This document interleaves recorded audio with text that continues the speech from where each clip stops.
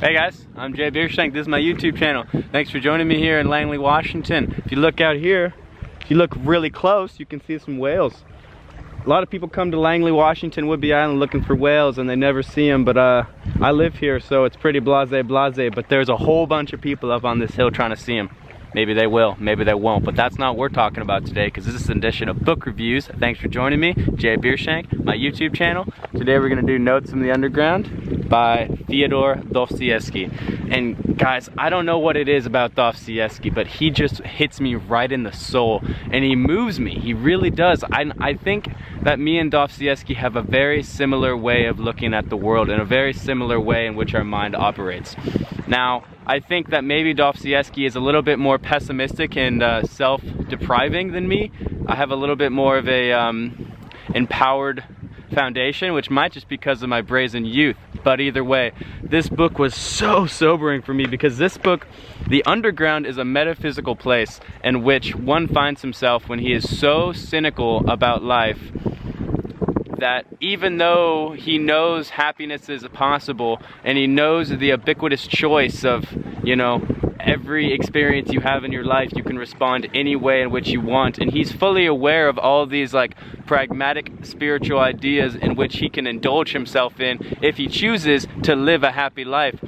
But there's a part in the end of this book where the man from the underground, he says, what stops me is, you know, most have cheap happiness.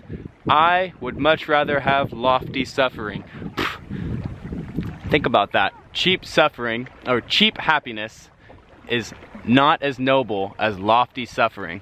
So basically, like, throughout this whole book, it's just so wild, the things that he says and the things that he'll do to maintain his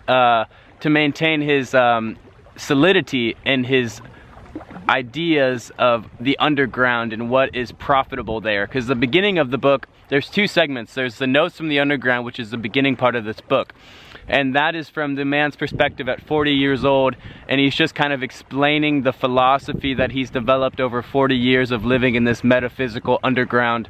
And he focuses a lot on profit and what man finds profitable and what is profit. And he kind of like basically alludes to the fact that he believes that this lofty suffering and a life in the underground is much more profitable for a man, because you're not indulging yourself in cheap happiness, and you're not, you know, basically wasting your life on surface level ideals and ideas and getting lost in things that the normal, less educated, simple man gets lost in. It's just so interesting. And then in the other half of the book is the apropos of the wet snow. I don't know if I said that right, but it's apropos or apropos, whatever that is, of the wet snow, which is accounts from his mid-20s. And that part is just so crazy. In the beginning, the Notes from the Underground, I had a hard time catching on to it because I couldn't quite relate as much, just because I think that I haven't spent that much time in the underground. You know, I've dabbled in and out of the underground my whole life, 21 years, but this was his, you know, 40 years there, so really cynical and really fucking solidified in this idea of, you know, being profitable through extreme cynicism and extreme spiritual kind of and intellectual elitism, you know. But when he's 25 and or 24 and he starts talking about these experiences he's had, it's just like, wow, dude, wow. Because there's some things in here, like, I'll give you guys a little plot thing.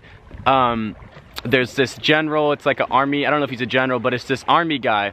And he basically sees this army guy as someone who he is envious of, but knows that he shouldn't be envious of for like every practical reason that you shouldn't be envious of someone, but he still can't get this envious feeling out of his soul because he's just a scoundrel.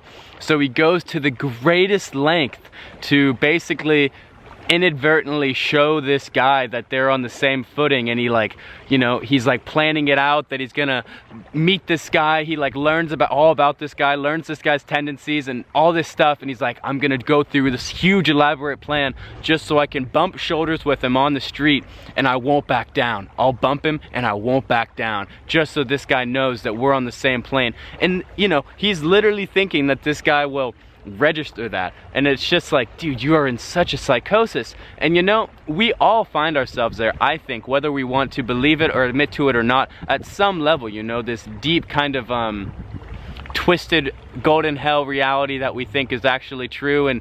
But what the thing about him in the underground is he takes it to the extreme to prove to himself and others that basically this golden hell is the reality. And it's just so wild.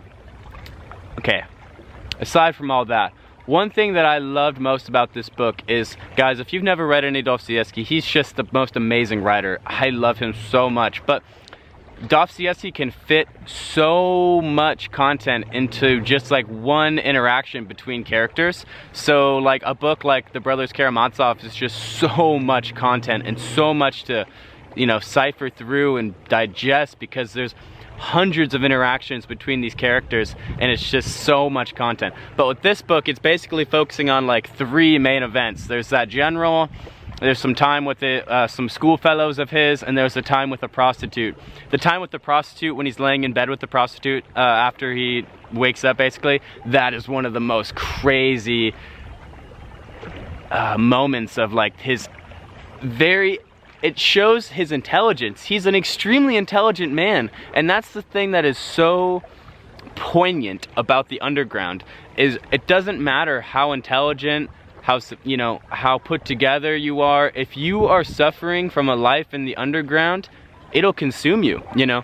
But either way, so there's only 3 real you know, plots that the characters find themselves in, and so that is really digestible, because, you know, you read 20 pages of one, 20 pages of another, 20 pages of another, and then it's done, and then you get to sit and reflect on that.